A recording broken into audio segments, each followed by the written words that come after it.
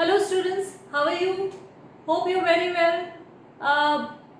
You must be taking care of your studies, right? And hope you're understanding everything. पिछले lecture में हमने digestion के बारे में सब कुछ जान लिया था. We had studied the mechanism of digestion as well. So it is almost complete as far as NCERT is concerned. But certain things we know more about the digestive system. A little more knowledge is always welcome.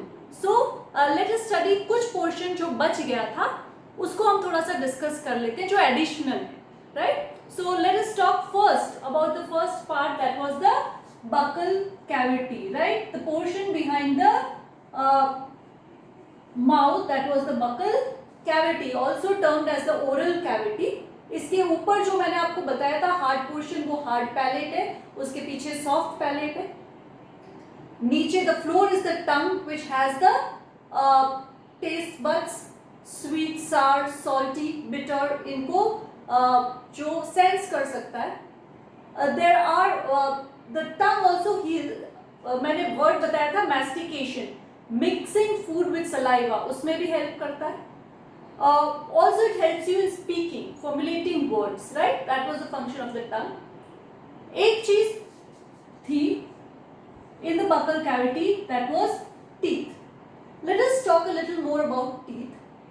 As you know, I had said humans have 4 types of teeth: incisors, canines, third is premolars and molars, right? These are the different kind of teeth the humans have. क्योंकि humans के पास 4 different kind of teeth है which have 4 different type of functions. For example, tearing and biting, cutting, tearing, grinding. 4 different type of teeth है, इसीलिए humans को heterodont में रखती है. क्या बोला जाता है? Heterodont. Organisms which have different type of teeth are termed as heterodonts. So sometimes this word comes. Humans are heterodonts, having different kind of teeth.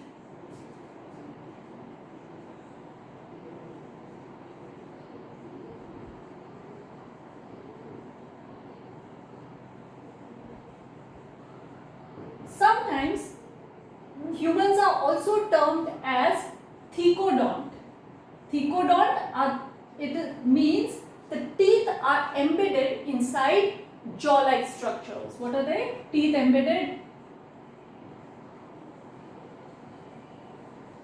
in jaws. Jaw-like structure में है बस, तो एक पूरा सॉकेट बना हुआ है जिसके अंदर टीथ रखे हुए हैं. Those organisms are termed as thecodont.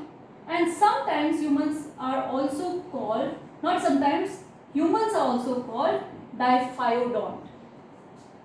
This is O, diphyodont. Di means 2, dont means teeth. Teeth arise twice during lifetime. आप जानते हैं एक मिल्क टीथ होता है, जब चाइल्ड बॉर्न होता है तो उसके पास टीथ नहीं होता है, लेकिन when it is around 6 to 11 months धीरे धीरे उसके टीथ आते रहते हैं जो मिल्क टीथ होते हैं, ठीक है ना. और एक उसके बाद वो गिर जाता है and then the permanent teeth arises, that is the Battisi, right? 32 Battisi आपने सुना होगा हिंदी में. 32 number of teeth arise which are the permanent teeth. वो एक बार अगर टूट जाए तो वापस नहीं आएंगे, so be careful, ठीक है ना. So humans are called diphyodonts because teeth arise twice during lifetime.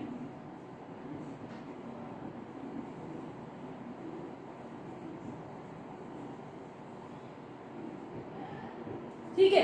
So humans are heterodont, thecodont and diphyodont. There are certain fishes जिनको polyphyodont बोलते हैं. Polyphyodont से what do we mean? Poly having और teeth arising again and again. एक बार टूट गया वापस आ जाए, एक बार गिर गया वापस आ जाए. So those are polyphyodont, but humans are diphyodont. ये words हमको जानना जरूरी है, ठीक है. उसके बाद teeth के ही बारे में we should know the dental formula. Dental formula is a method used by various dentists etc. to know the number, write down the number of teeth.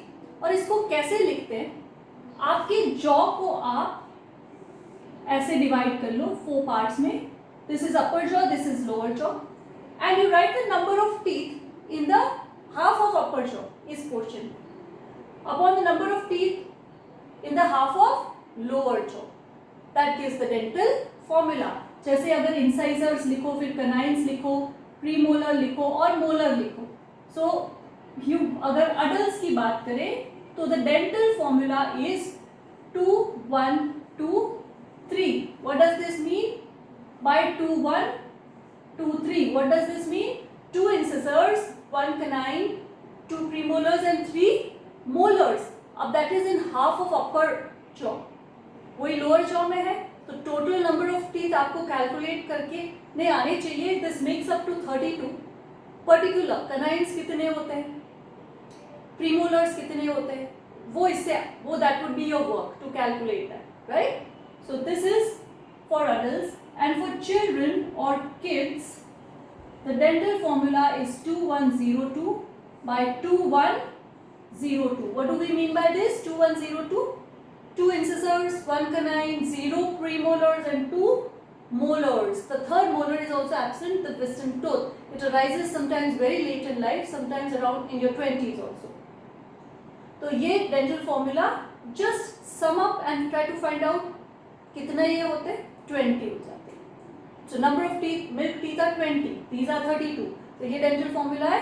इसमें भी आपको पता होना चाहिए कौन से टीथ कितने. That would be your work. Just write down कितने इंसाइजर्स है, कितने कैनाइन है, कितने प्रीमोलर और कितने मोलर्स है, right. So hope you have understood the dental formula. You write the half number of teeth in half of upper jaw upon number of teeth in half of lower jaw. ठीक है, that is dental formula.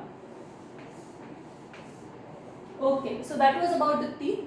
Now coming to in the buccal cavity there are salivary glands. ये अपन ने पढ़ा हुआ भी है. salivary glands मैंने कहा था 3 pairs होते हैं. total number 6. there are 3 pairs. 2 parotid glands, सब मैक्सिलरी और सब मैंडिबुलर, दोनों एक ही चीज है. एंड थर्ड इज सब लिंगुअल. ये तीनों सलाइवरी ग्लैंड्स है. 3 pairs. पैरोटिड्स अब below, just below your ears, internal side, years के नीचे जो इंटरनल साइड है वहां पे होते हैं. और these are the largest salivary glands, parotids. And एक डिजीज होती है मम्स, वायरल डिजीज होती है, विच इज इफेक्टिंग और inflaming the parotid glands. Inflammation is caused in the parotid glands, तो वो स्वेल अप हो जाते हैं, तो वो है मम्स. ये भी क्वेश्चन कई बार आता है. सब मैक्सिलरी और सब mandibular below your jaw line, jaw जहां पे एंड होता है ना, जॉ एंगल, वहां पे होते हैं. और सब लिंगुअल स्मॉलेस्ट सलाइवरी ग्लैंड है जो बिलो योर टंग होते हैं, लिंगुअल टंग. और आपने महसूस किया होगा कई बार, when you close your mouth and sit, tongue के नीचे बहुत सारा सलाइवा इकट्ठा होता है, राइट. इससे पता चलता है these glands are located just below the tongue. अब ये तीनों क्या सिक्रीट करते हैं? I have said they secrete saliva, and saliva contains mucus. It contains, they secrete saliva. Saliva contains mucus. Mucus तो होता ही है. Saliva is not exactly watery, right? A little sticky. Second, ये mucus का conspicuous या बहुत ज़्यादा important role नहीं, but it is always present throughout. Salivary amylase, इस पे आप ज़्यादा ध्यान दें. This is salivary amylase, which is an enzyme also called ptyalin, also termed as alpha amylase. ठीक है, इसका काम है converting polysaccharides, saccharide sugar to disaccharides,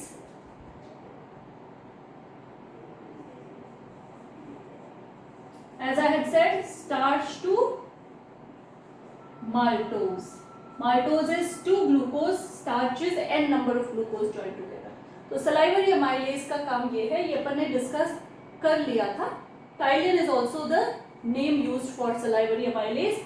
इतना भी है, salivary lipase भी होती है in small amount, but because food does not stay for a very long time in your buccal cavity, तो वो इतना वर्क नहीं करती है, फैट्स इमल्सिफाई होने के बाद प्रॉपर डाइजेस्ट होते हैं, सो उसका रोल इतना ज़्यादा नहीं है, इसलिए मेंशन नहीं किया गया है यहाँ पे, otherwise it is present. So slightly acidic होता है 6.8 आपका सलाइवा का पीएच समवेयर, ठीक है ना. तो this is about buccal cavity and salivary glands. ठीक है, तो इतना आपको क्लियर है. Okay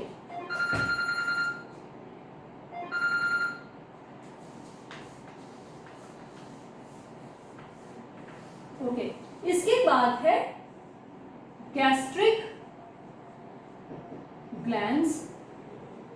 After the salivary glands, you know esophagus has no role, only the of secreting. ऐसे तो बहुत important role है stomach में food ले जाने का, लेकिन it does not have any specific role in digesting food. It only pushes the food down by the movement called peristaltic movement or peristalsis. ठीक है, तो gastric, अब उसके बाद directly we come to the gastric gland, the region in the stomach. और gastric glands में मैंने आपको कहा था HCl secrete होता है, mucus होता है और एक एंजाइम होती है पेप्सिन. थोड़ा सा अपन डायग्राम से सीखते हैं, समझते. रिमेंबर स्टमक का डायग्राम अपन ने ऐसे कुछ बनाया था, and I had said this would lead to the duodenum. ये it is a J-shaped stomach. यहाँ पे कार्डियक स्फिंक्टर, यहाँ पे पाइलोरिक स्फिंक्टर, ये मैंने आपको बताया हुआ था. स्टमक का जो ये रीजन है, this is called the cardiac region. जो ये रीजन है that is called the pyloric region. Cardiac and pyloric region. Why, आप इसको ऐसे इमेजिन करो, दिस इज द स्टमक, ऊपर से यू टाई कर लो तो ऊपर वाला कार्डियक, नीचे वाला पाइलोरिक, और इन दोनों का काम है सिक्रीशन ऑफ एल्कलाइन म्यूकस. इसको म्यूकस सिक्रीट करते हैं. बीच वाला पोर्शन जो है दैट इज फंडस और फंडिक रीजन. यहां पे there are 5 different type of cells which secrete the different chemicals which we had studied about. I am writing them down here. Fundic region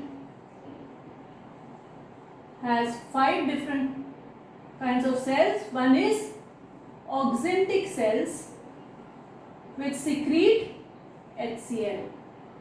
Second, peptic cells or zymogen cells which secrete prorenin and pepsinogen. Now pepsinogen is this zymogen word is always used for precursors of enzyme, जो पहले आते हैं ना enzyme का inactive form. तो pepsinogen तो किसका inactive form है? पेप्सिन का, वो अपन बात कर चुके हैं. ठीक है, बट ये प्रोरेनिन क्या है? It is a inactive form of yet another enzyme जिसके बारे में मैं अभी आपको बताऊंगी, वो है रेनिन. ठीक है. थर्ड होते हैं there are goblet cells. Goblet cells secrete mucus. Fourth, there are Argentaphin cells which secrete certain chemicals like serotonin, somatostatin,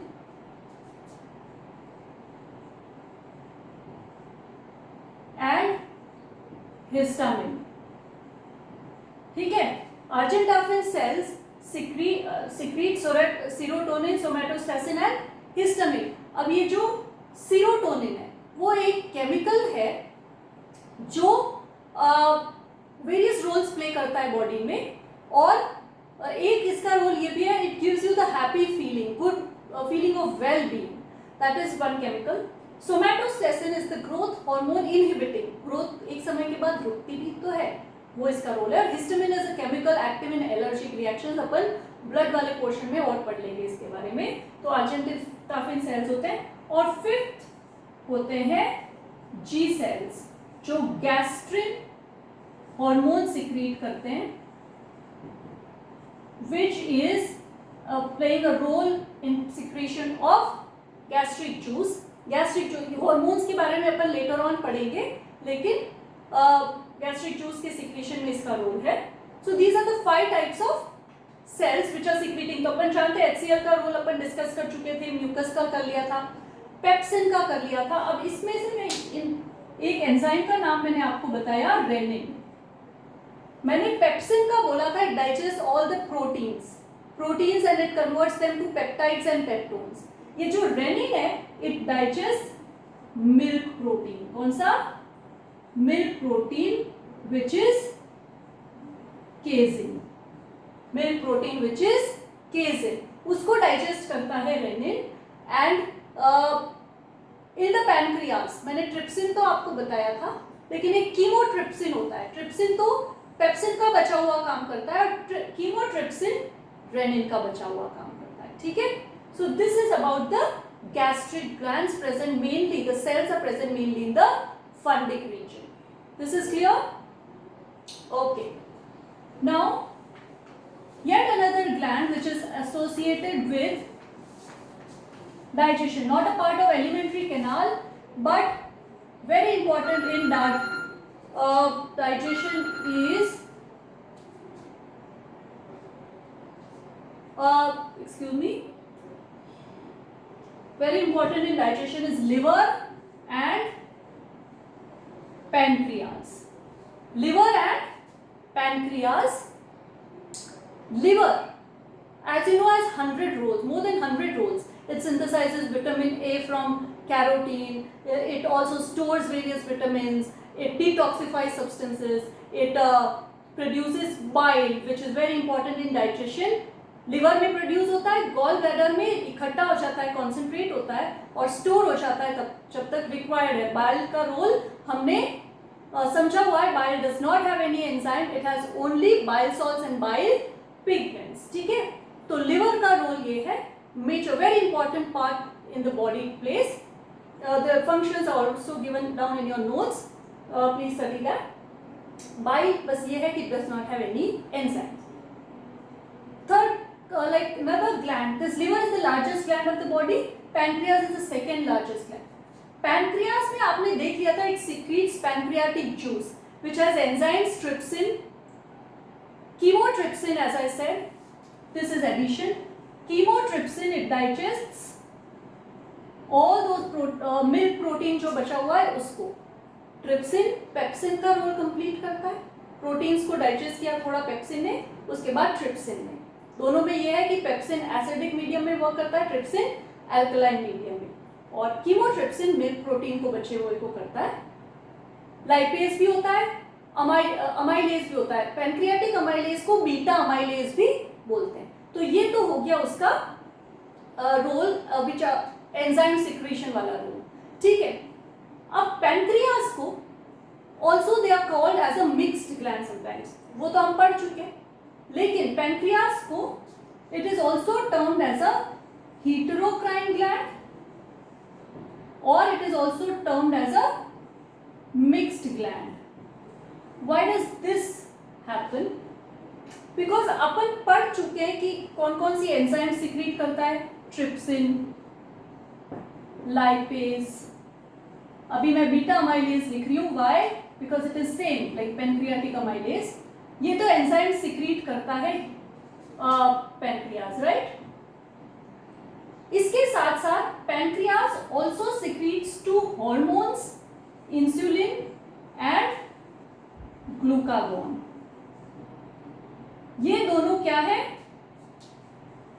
hormones है. What are these? These are hormones and these hormones are secreted generally in our body by endocrine glands. हम इसको control and coordination में और पढ़ेंगे.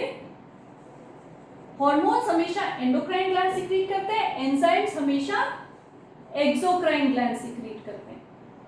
Pancreas क्या कर रहा है? दोनों कर रहा है, तो उसको हिट्रोक्राइन बोलते हैं या मिक्स्ड ग्लैंड.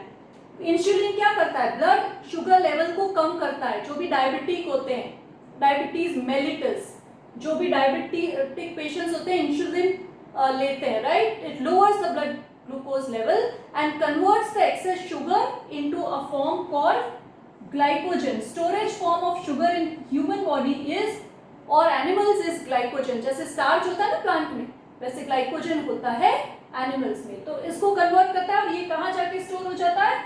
लिवर में और मसल्स में. बट मान लो कभी बॉडी में ग्लूकोज की कमी हो रही है, body is facing a lack of glucose, तब कौन सा हार्मोन सिक्रीट होता है? ग्लूकागोन. और वो ग्लूकागोन ब्लड शुगर लेवल को बढ़ा देता है. Opposite role to insulin. इसको जो स्टोर्ड ग्लाइकोजन है converts it back to glucose. Insulin और ग्लूकागोन, एक्चुअली ये जो सेल्स है ना पेनक्रियास के अंदर जो ये हार्मोन्स सिक्रीट करते हैं उनको बोलते हैं islets of Langerhans, and they are alpha cells, beta cells and delta cells. ज़्यादा ज़रूरी अल्फा एंड बीटा है. Insulin is secreted by the beta cells, glucagon by the alpha cells. ठीक है ना. Islets of Langerhans those endocrine part play करते हैं. Cells in the pancreas which play the endocrine role. Alpha cells secrete glucagon and beta cells secrete insulin. क्योंकि पैनक्रियास के दोनों role है इसलिए वो हीट्रोक्राइन है. ठीक है, इतना क्लियर हो गया? ओके. और इसके बाद हमने एक और चीज के बारे में डिस्कस करना था, that was vermiform appendix.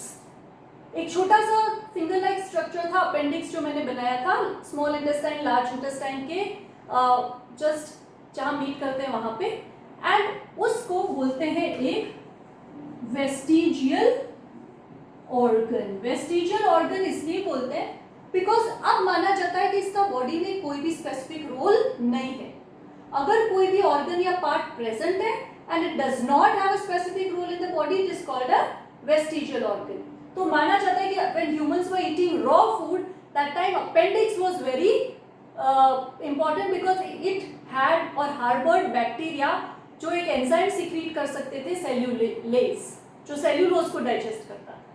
Now as humans are not eating raw food, इसका धीरे धीरे फंक्शन खत्म हो गया, तो इसका रोल खत्म हो गया, तो ये धीरे धीरे इतना इंपॉर्टेंट नहीं रहा.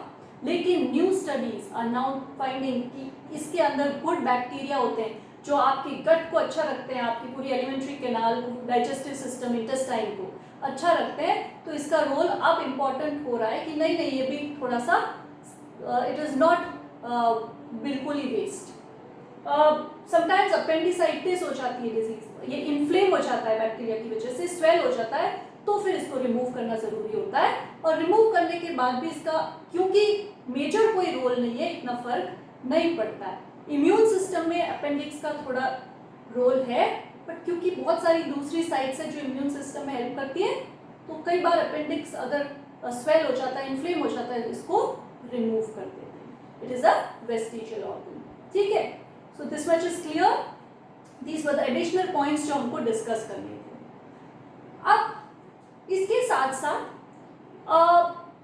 देयर आर वन ग्लैंड जो है इंटेस्टिनल ग्लैंड. मैंने बताया था आपको intestinal glands secrete, crypts of liver को भी बोलते हैं इनको, secrete succus entericus, intestinal juice which is succus entericus. Succus entericus is the intestinal juice.